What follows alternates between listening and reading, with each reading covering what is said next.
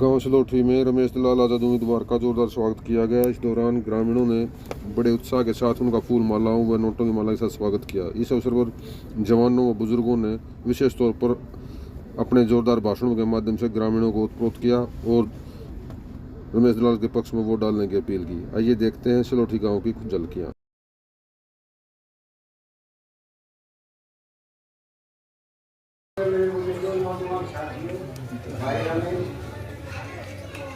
भाई संजय ना कम से कम मर गए खड़े होना पड़ा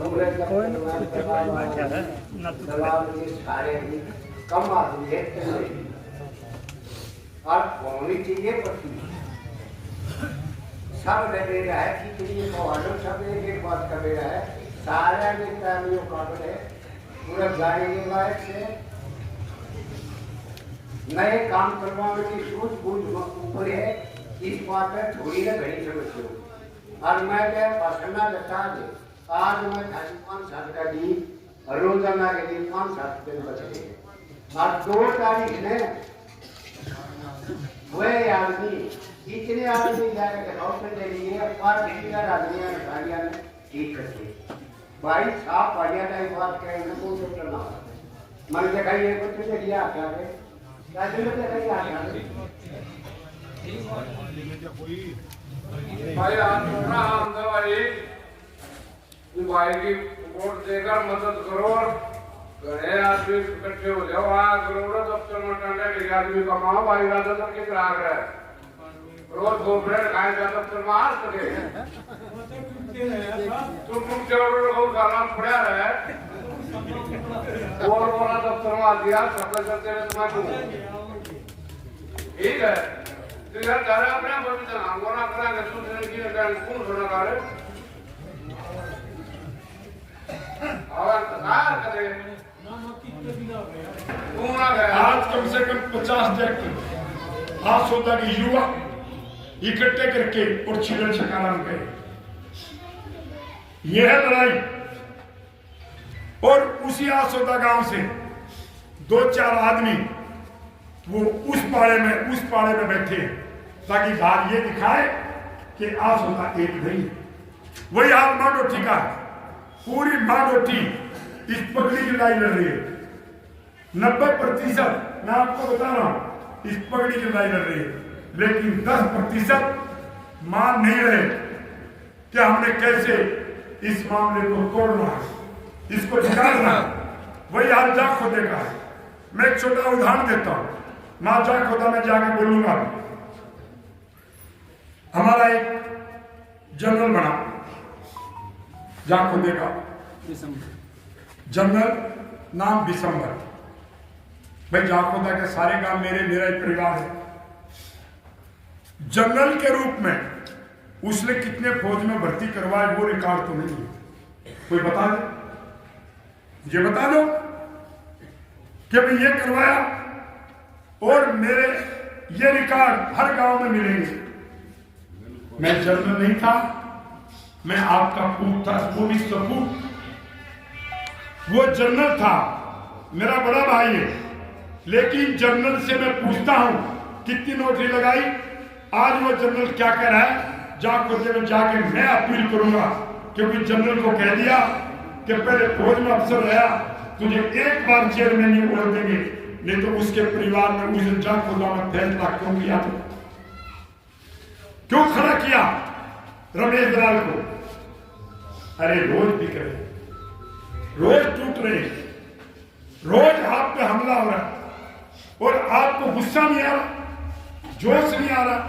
और हमारे सारे गांव जितने भी गांव में उनकी आपको हकीकत बता दी, लेकिन दूसरी एक हकीकत भी सुन, 90% हर गांव की 80 तो मैं गारंटी देता हूं। हो सकता है 10% तो गड़बड़ कर रहे थे, 10% और मैं 80% दरार खाप इस पगड़ी की लड़ाई लड़ रही है और 10% भूपेंद्र और दीपेंद्र के कहने पर उनको अपनी तरफ जुटा रहे, ताकि दलाल खाप ने जो नारा दिया कि हम बताएंगे कि खाप बड़ी है या कांग्रेस बड़ी है, भूपेंद्र हुड्डा बड़ा है या खाप बड़ी है, सिर्फ उस बात को जीतने के लिए वो बहादुर में जीतने के लिए नहीं लड़ रहा, वो रमेश दलाल और दलाल खाप को नीचा दिखाने के लिए लड़ रहा। आप मुझे बता दो कौन से गांव में प्रोग्राम किए, कहां गए? भूपेंद्र हुड्डा आज सुबह आया कि नहीं आया? आया ना? आपके गांव में दीपेंद्र आया कि नहीं आया? और लास्ट की मैंने तैयारी बता दी।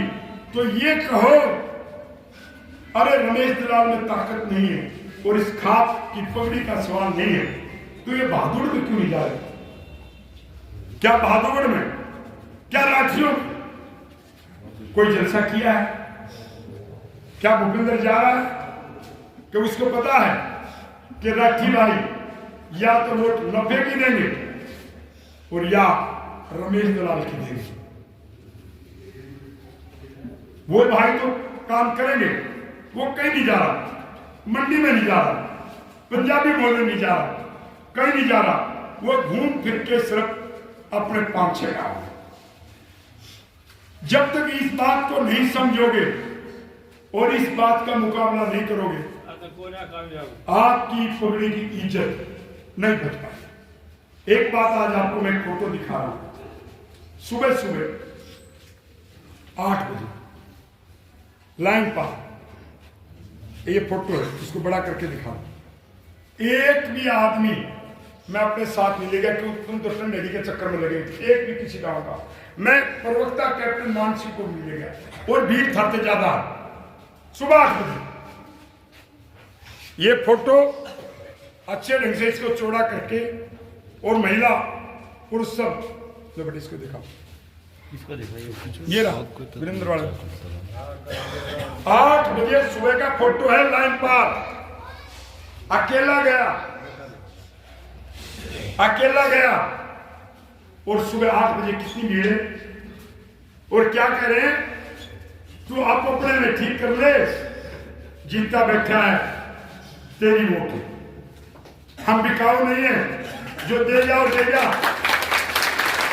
उसके पैसे भी खाएंगे और वोट रमेश दलाल को देंगे। इसलिए सुबह सुबह बुलाया, महिला सिर पर हाथ रख के और बहुत सारे भाई, मतलब जितने हम ये उतने आज सुबह उससे ज्यादा 8 बजे बिना अनाउंसमेंट की गाड़ी भी नहीं पहुंची और वो भाई वहां पर।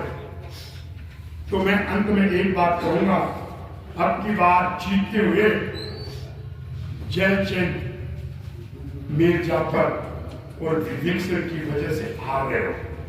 उनको कह दो, समझा दो। मैं रमेश दलाल सबके बीच में हाथ जोड़ता है, उनको ताकतवर भी मानता है, लेकिन मैं कहता हूं कि ताकतवर का काम करना है तो भूरा निगाहिया बनो और ताकतवर का काम दिखाना है तो रमेश दलाल बनो, जो प्रधानमंत्री से लड़ गया लेकिन वो झुका नहीं। तो मैं कहना था कि उस समय जब चंद्रा स्वामी को सजा कर डराया तो आज बीच में तो मेरे साथ थे, आज वे तो राजेश उनके साथ घूम रहे, वो उसको पकड़ के दलाल खाप में वे लाए और क्या कहा कि तू चाल, जब दलाल खाप में गौशाला में चंदा दे देगा और ये इकट्ठे हो जाएंगे तो रमेश दलाल लड़ेगा नहीं। वो लाए, खाप में पोस्टर निकाला, मैं लड़ रहा, एक हत्यारे का पोस्टर निकाला कि गौशाला में आएगा और उसने कहा मैं हीरो हीरोइन अमिताभ बच्चन सबको लेकर आऊंगा। और अंत में जब हमारे बुढ़िया ने एक बात कही, आजा चंदा दे जा, लेकिन रमेश दलाल को हम कुछ नहीं करेंगे, ये बैठे, इनका फैसला था। जब हमारे बुजुर्गों ने ये फैसला सुनाया कि गौशाला सब किए तो आजा, लेकिन रमेश दलाल को हमें घमंड है, उसको हम ये काम करने से नहीं रोकेंगे, तो थारे पीछे लागे रहेंगे। वो आया कौन है? क्या कह रहा था? 10 करोड़ 20 करोड़ जो लेने, उस समय 10-20 करोड़ का मतलब था 100 करोड़ मैं दूंगा, लेकिन रमेश दलाल से मुझे माफ करवा दो। ये होती है इज्जत। पूरी खाप ने क्या कहा, आज स्वागत है, चंदा दे जा, लेकिन हम रमेश दलाल को नहीं बोलेंगे। उसके बाद में उसका हेलीकॉप्टर खड़ा रहा। फिल्म स्टार अमिताभ बच्चन, जो अभी सांसद बनी हेमा मालिनी, ये सब उसके आश्रम में खड़े रहे माँ रोटी आने के लिए, लेकिन इस